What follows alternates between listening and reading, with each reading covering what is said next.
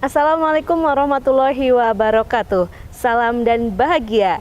Guru penggerak, tergerak, bergerak, menggerakkan.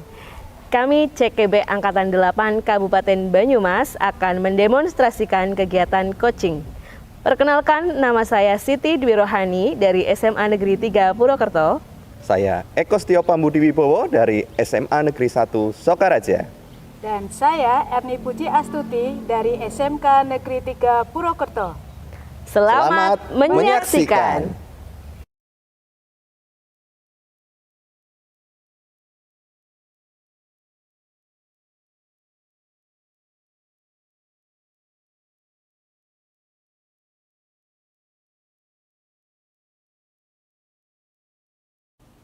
Assalamualaikum warahmatullahi wabarakatuh, Bu Siti. Waalaikumsalam warahmatullahi wabarakatuh. Bagaimana kabarnya, Bu? Alhamdulillah Ibu sehat. Alhamdulillah. Ibu gimana kabarnya? Alhamdulillah sehat, Bu Siti. Alhamdulillah nggih. Iya. Bu Siti, sebelum kita melakukan coaching ya, pertama saya akan mendiskusikan dulu terkait dengan rubrik penilaian kita hari ini. Pada coaching kita hari ini, yaitu coach dan coachee, akan saya amati dan saya nilai sesuai dengan rubrik penilaian, seperti apakah sudah sesuai dengan alur tirta atau belum, kemudian bagaimana Ibu memberikan pertanyaan berbobot kepada coachee, dan bagaimana coachee dapat merespon atau menanggapi pertanyaan dari coachnya. Dan yang terakhir nanti jangan lupa juga disesuaikan dengan prinsip coachingnya ya Bu, Iya, Bu. yaitu kemitraan, kemudian potret proses kreatif, dan memaksimalkan potensi. Kemudian nanti kita lanjutkan dengan kegiatan konfirmasi kita ya, setelah Ibu melakukan coaching terhadap coachingnya. Pada konfirmasi itu saya akan mengajukan beberapa pertanyaan dengan Ibu ya. Nanti pertanyaan yang pertama yang akan saya tanyakan adalah yang pertama, kompetensi apa yang akan Ibu kembangkan pada coaching kali ini? Iya. Baik Ibu, terima kasih. Untuk pra-observasi kali ini, pertanyaannya kompetensi yang akan saya kembangkan. Yang pertama adalah presence, kemudian yang kedua mendengarkan secara aktif, dan yang ketiga memberikan pertanyaan yang berbobot. Baik Bu. Oke, kita lanjut pertanyaan yang kedua ya Bu. Iya Bu. Yaitu nanti kompetensi apa yang ingin Ibu kembangkan secara spesifik pada saat diobservasi itu. Iya, dalam saat observasi saya ingin mengembangkan mendengarkan secara aktif dan melaksanakan pertanyaan-pertanyaan yang berbobot pada coaching. Oke. Kemudian yang pertanyaan terakhir ya Bu, yang Iya, ketiga, iya Ibu. nanti indikator yang bagaimana yang diinginkan oleh Ibu dalam proses coaching nanti Bu. Indikatornya yang jelas saya ingin dalam obrolan kita menemukan solusi dan jalan keluar dari permasalahan atau problem yang dihadapi gitu Pak Bu.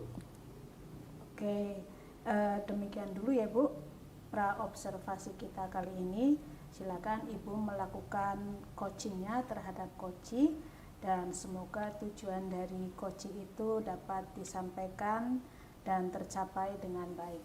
Amin. Amin. Terima kasih Bu Erni. Oke, selamat ya Bu, selamat melaksanakan tugas. Assalamualaikum warahmatullahi wabarakatuh. Waalaikumsalam warahmatullahi wabarakatuh.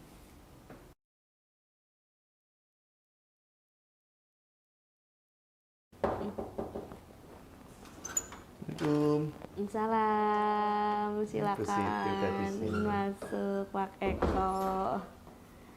Sehat Bu? Sehat, alhamdulillah. Kebetulan ini ketemu. Alhamdulillah.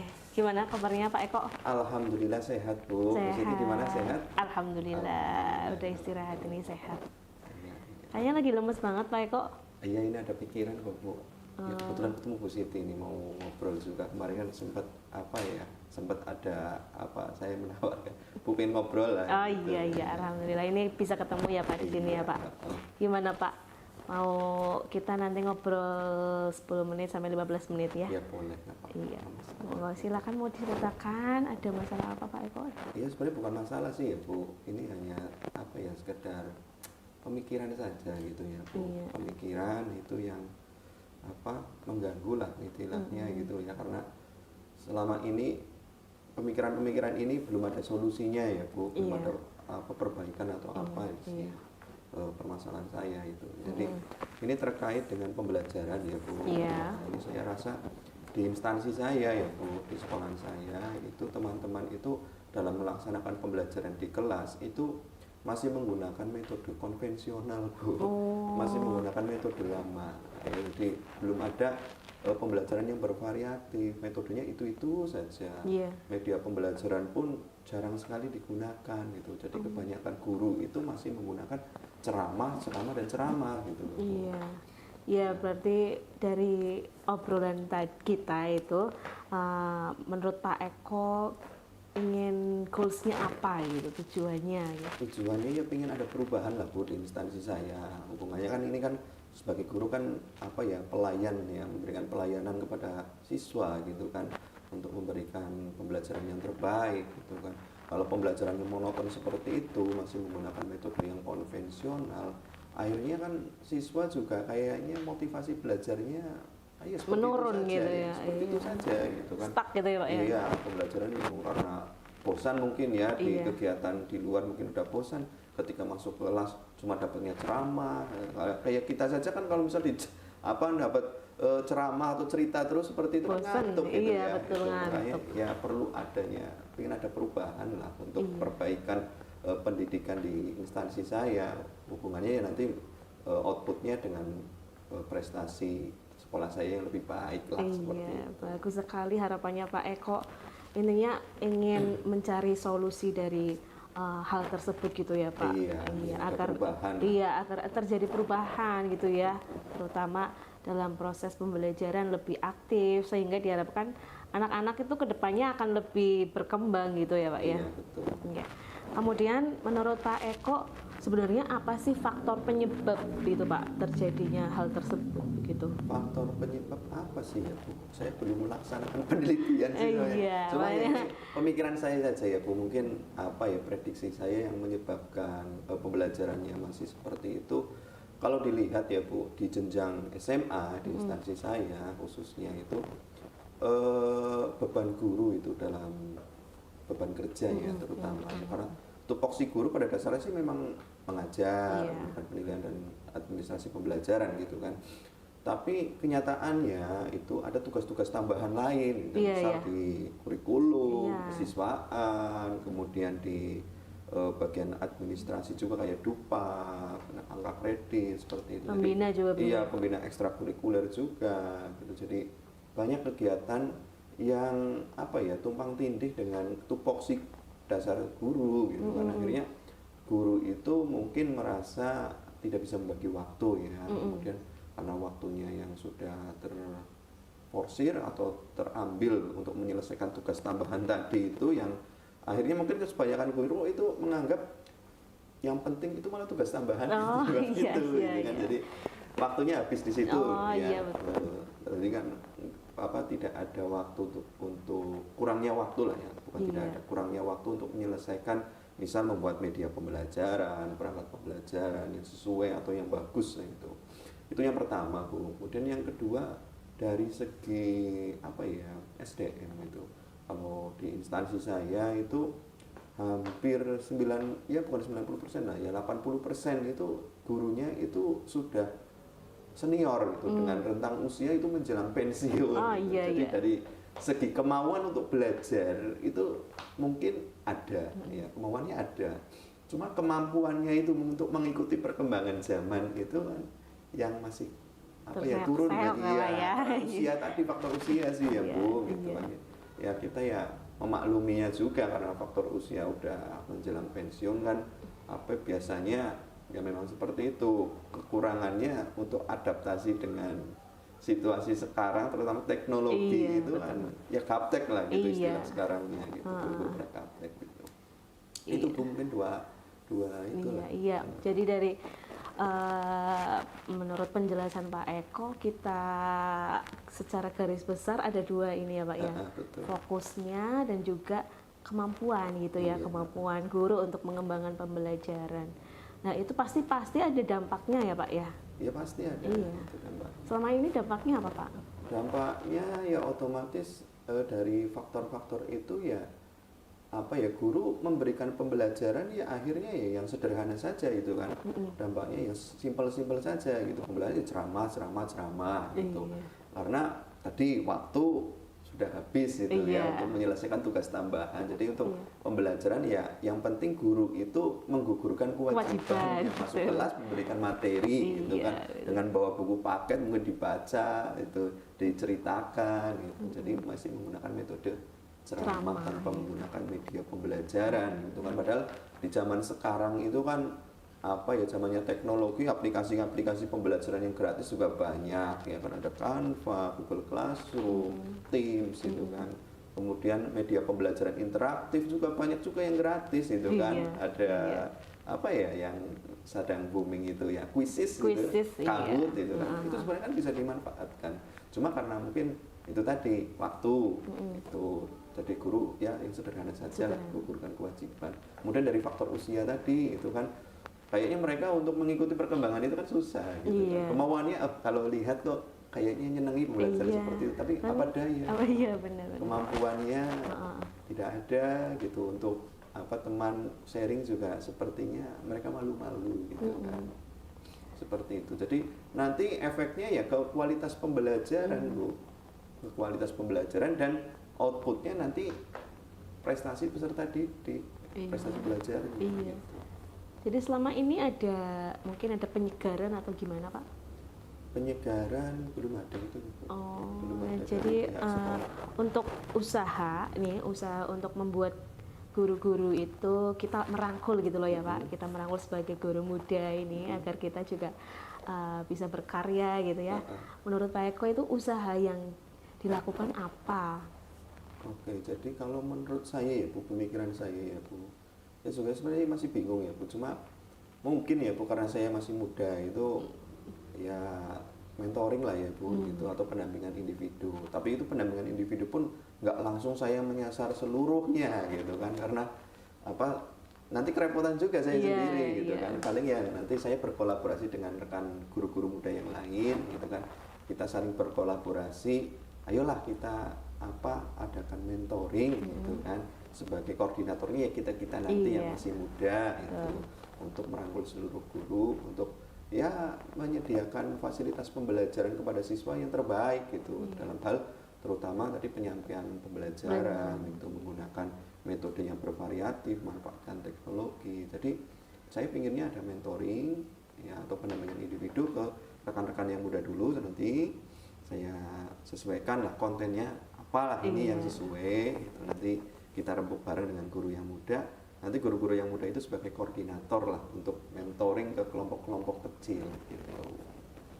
Ide bagus itu Pak. Iya. Itu luar Terima kasih, biasa, Bu. itu bisa dilanjutkan lagi karena kan dari penyebabnya kemudian dampaknya, terus kita menemukan tadi sedikit solusi ya Pak, kita Iya. merangkul. Nah melalui kegiatan mentoring, kemudian Pak Eko juga melakukan kolaborasi dan kaderisasi, itu menurut saya itu langkahnya juga sangat tepat Pak ya, karena kan salah satunya penyebabnya itu adalah kemampuan ketika Bapak Ibu guru sudah berumur begitu kan ya, butuh pendampingan secara individu. Itu luar biasa sekali, semoga nanti bisa direalisasikan ya Pak Eko. Amin, amin. Iya.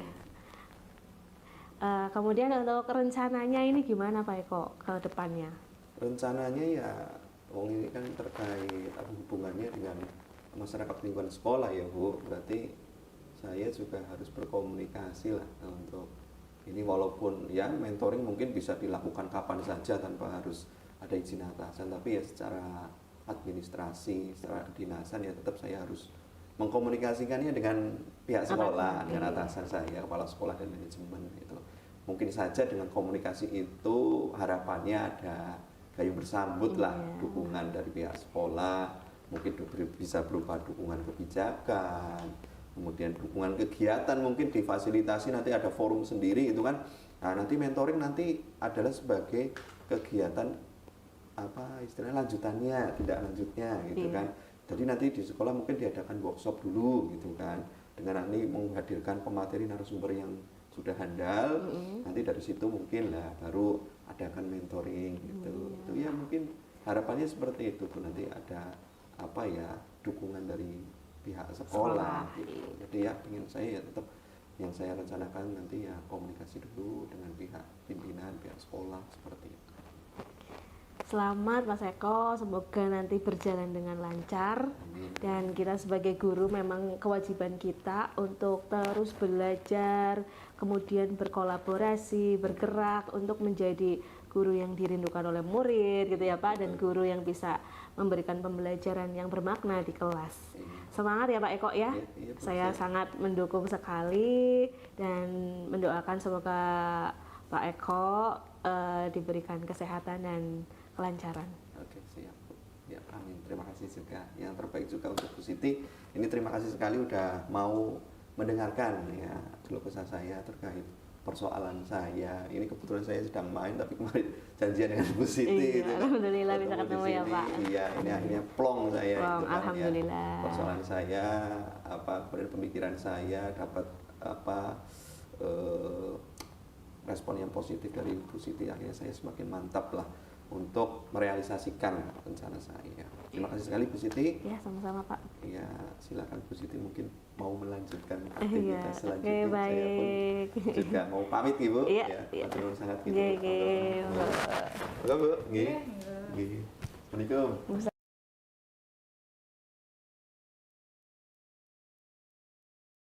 Assalamualaikum warahmatullahi wabarakatuh, Bu Siti. Waalaikumsalam Bu Erni. Ya, Bu Siti tadi sudah melakukan coaching ya dengan Pak Eko. Ya, betul. Ya, alhamdulillah sudah melakukan coaching dengan baik.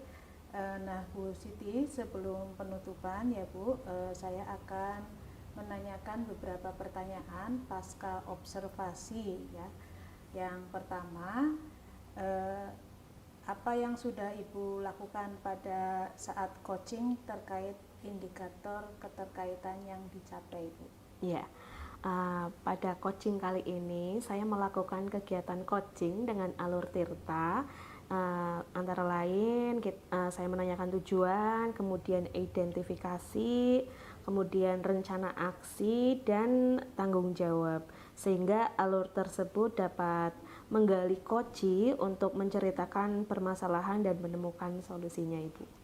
Ya, oke Bu. Ya, tadi saya selaku observer mengikuti proses coaching ya tadi. Tadi proses coaching juga sudah berjalan dengan baik.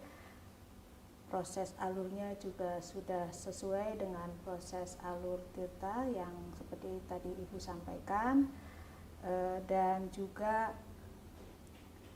Bu Siti sudah berusaha menggali dengan memberikan pertanyaan-pertanyaan tadi ya, untuk memancing Pak Eko ya, sehingga Pak Eko itu bisa menemukan solusi dari permasalahannya. Dan juga coaching tadi sudah dilakukan sesuai dengan prinsip coachingnya, menurut saya seperti itu ya Bu. Terima kasih. Nah, ya pertanyaan yang terakhir Bu Siti, kira-kira kompetensi apa lagi yang ingin dikembangkan berdasarkan hasil coaching yang tadi dilakukan? Ya, saya ingin memperdalam kompetensi dalam memahami dan mendengarkan coaching sehingga saya dapat melaksanakan coaching dengan lebih baik, begitu Bu. Ya, baik Bu Siti, mudah-mudahan pada kegiatan coaching yang akan datang hal itu bisa dilengkapi ya Bu, disempurnakan. Baik Bu Siti, saya kira cukup ya pasca observasi kali ini. Selamat Bu Siti sudah melaksanakan kegiatan coaching dengan baik dan mudah-mudahan di lain waktu juga akan lebih baik lagi. Amin. Terima kasih Bu. Oke, terima kasih Bu Siti. Assalamualaikum warahmatullahi wabarakatuh. Waalaikumsalam warahmatullahi wabarakatuh.